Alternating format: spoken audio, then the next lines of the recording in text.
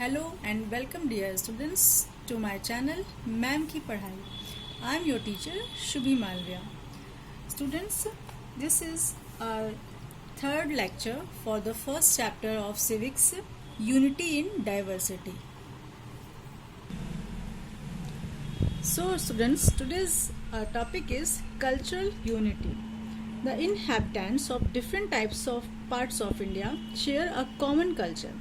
हमारे अलग अलग पार्ट्स में जितने भी लोग रहते हैं, अलग अलग लोग रहते हैं, वे सभी एक कॉमन कल्चर को फॉलो करते हैं. Diwali and Dussehra are celebrated with pomps and show in every part of the country. Diwali और दशहरा ऐसे फेस्टिवल्स हैं जो कि पूरे कंट्री के लोग लगभग सेलिब्रेट करते हैं पूरे उत्साह के साथ. The people in general in the whole country have similar ideas about the performance of marriage rites, the place of women in the society, reverence for ancestor etc. और लोगों का जो पूरे भारत देश में जो एक उनका मत है, उनका जो विचार है, वो लगभग एक सा रहता है कि हमारे यहाँ जो मैरिजेस हैं वो कैसी होनी चाहिए. साथ ही साथ में place of women in the society, हमारे समाज में महिलाओं का क्या स्थान है, इसका विचार भी उनका एक सा है. रेवरेंस फॉर एंसेस्टर एक्सेट्रा, और हमारे जो पूर्वज हैं उनके प्रति आदर सम्मान की भावना भी एक सी है. No other country of the world has such a rich culture as India has. Means पूरी दुनिया में कोई भी ऐसा देश नहीं है जिसके पास इंडिया की तरह इतना समृद्ध उसका कल्चर हो या उसकी संस्कृति हो. जो हमारा भारत देश है वो संस्कृति में बहुत ही ज़्यादा रिच है, यानी धनी है. इसी पर एक उर्दू के पोएट इकबाल ने कुछ लाइंस कही थी. Greece, Egypt and Rome have all been wiped off the stage. Means चाहे वो ग्रीस हो, इजिप्ट हो, रोम हो, वो सभी स्टेज से साफ हो गए, सबका सफाया हो गया. स्टेज मीन्स इस पूरे पृथ्वी पर कह सकते हैं उनका.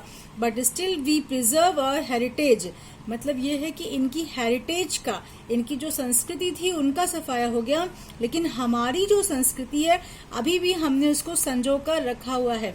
There is something strange that we still live in prime. कुछ तो ऐसा विशेष है जिसकी वजह से अभी भी हम लोग प्राइम में हैं, विशेष भूमिका में हैं.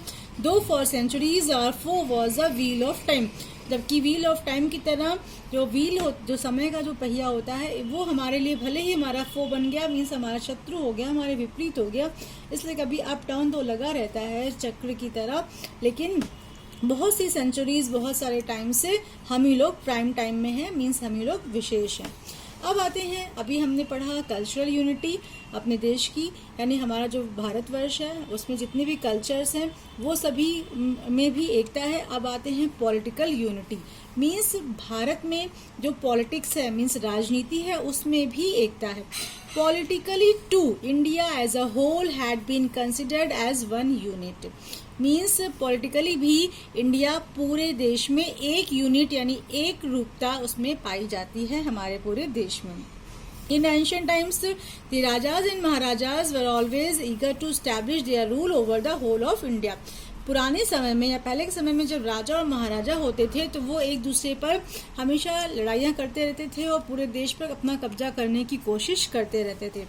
Ashoka could bring almost the entire country under the domination. और जो अशोक था उसने पूरे कंट्री को लगभग एक साथ कर लिया था, मीन्स अपने कब्जे में कर लिया था.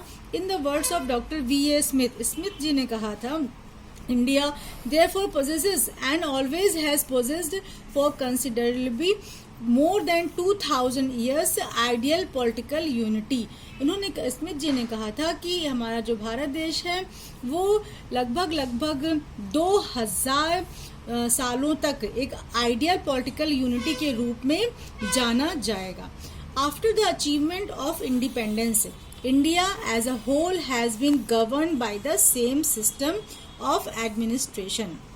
मीन्स जब हमको इंडिपेंडेंस मिल गई, हमारे देश को आज़ादी मिल गई, तो India has as a whole been govern by the same system.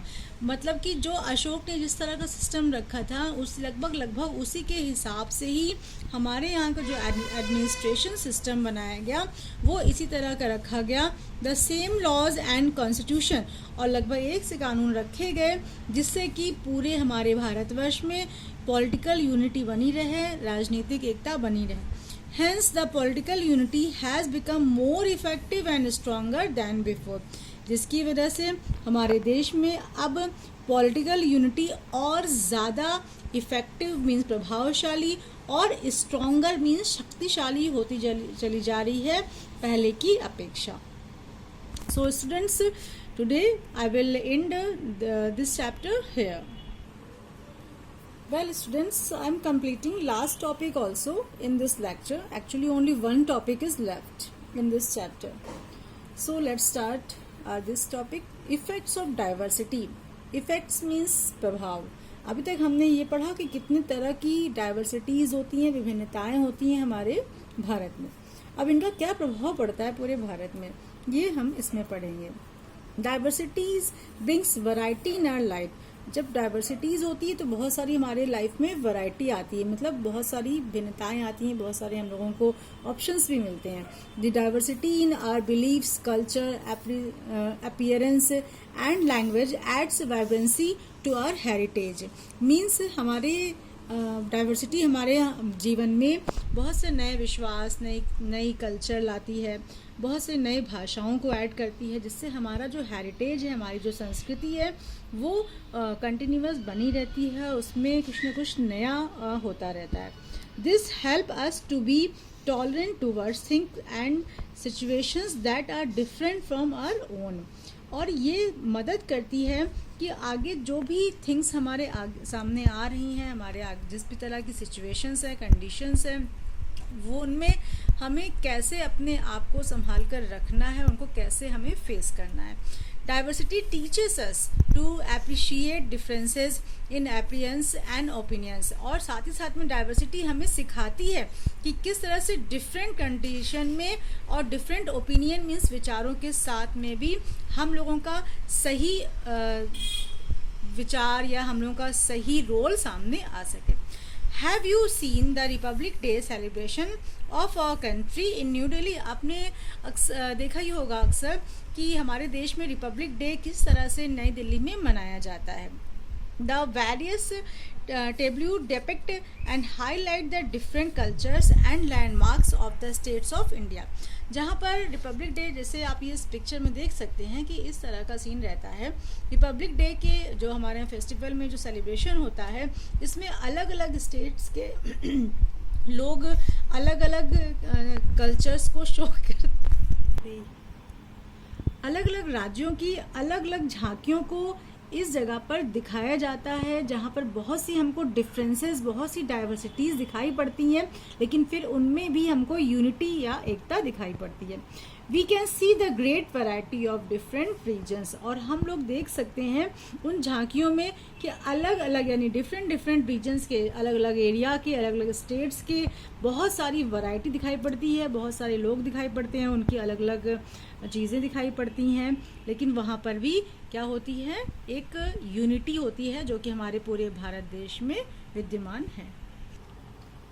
So students, stay tuned for next video and don't forget to like, subscribe, comment and share my channel.